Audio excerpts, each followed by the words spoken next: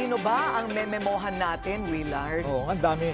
Ang Marami-rami dami. to. O, ito muna ha, usaping ARTA.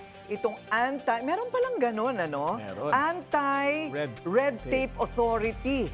And May is the Ease of Doing Business Month. May ganun. Ayun, meron palang ganun. Palang ganon. Okay, so Proclamation number 818 yon, pinirmahan last year. May is the Ease of Doing Business Month. And as such, eto na ngayon ang listahan na nakita natin na pinaka nirereklamo for red tape. Nasa horror roll. Horror roll, okay. Drums please. Number 1 sa national government agencies. Ang pinaka nirereklamo ho ay ang Land Transportation Office, LTO. Yay! Number 2, BIR. Then, Food and Drug Administration, FDA. LRA. Land Registration Authority, Philippine Statistics Authority. Naku, yung mga kumuha ng mga birth certificate. Dyan yan. Department of Education, National Telecommunications Commission, Department of Migrant Workers, Professional Regulation Commission, Department of Human Settlements and Urban Development, and DOST. Sa mga GOCCs naman po, number 1 ang Social Security System. Naku, SSS, mga Hoy, benefits. nako, excuse me teka, tigil muna tayo sa SSS Nagbabayad ako ng SSS portion as employer to quite a number of employees. Hindi ako nahuhuli dyan. Hindi ka nalilate. Hindi ako nalilate. Oo. So bakit matagal ang serbisyo? Oo. Hindi ba? Kapag ka nagbabayad, mabilis kunin. Oo. Pero kapag kukunin na yung benefits, mag-claim na, naku, pahirapan yan. Pahirapan, di ba? Papabalikin. Ganun Lalo ba na yung yun? mga senior Pinapabalik? citizens. Yes. May mga sumbong na yung mga senior citizens na mag-claim lang ng pensyon. Okay. Naku, pababalikin pa kung ano-ano mga bank documents ang kailangan makuha. So, pupunta ka muna ng bangko, babalik ka na naman sa SSS. Naku, sir, ma'am, kulang po to. Bakit Kailangan kaya ganito. pinapaikot muna nila yung pondo nila?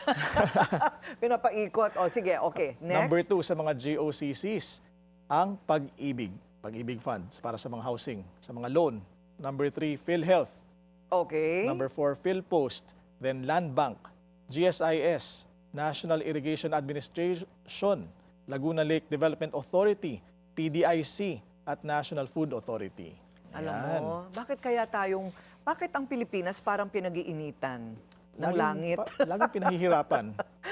Naniniwala ka ba, Willard, na we deserve what we have? Totoo yan. You think? Kasi binoboto natin eh. Deserve natin yan.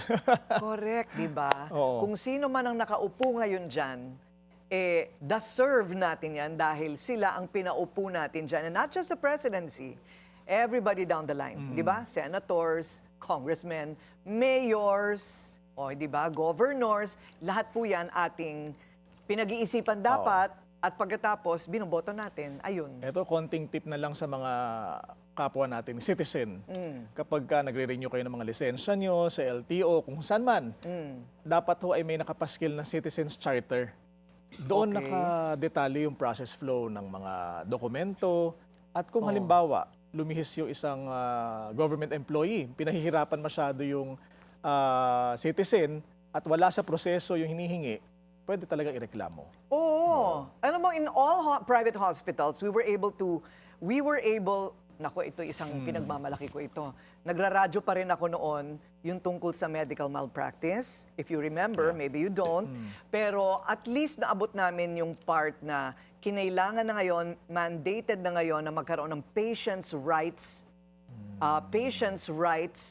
na nakapaskil sa lahat ng mga ospital. Para alam din ng mga pasyente, di ba? Yung karapatan. Ang kanilang mga karapatan. Dapat sa lahat ng mga ganyang mga departamento. Yes. Yung Citizens Charter naman. Yes, Citizens ang Charter. nakapaskil. At Para pwede alam din ng tao ang karapatan nila. At dapat lakihan nila yung font. Hindi yung nakatago, masyadong maliit ang font, di Pag mabasa. nakalimutan ng salamin, yan. At pinatatahimik na tayo. Alam mo, ito lang ang trabaho na gusto mo pang magtrabaho ng libre, ayaw na nila.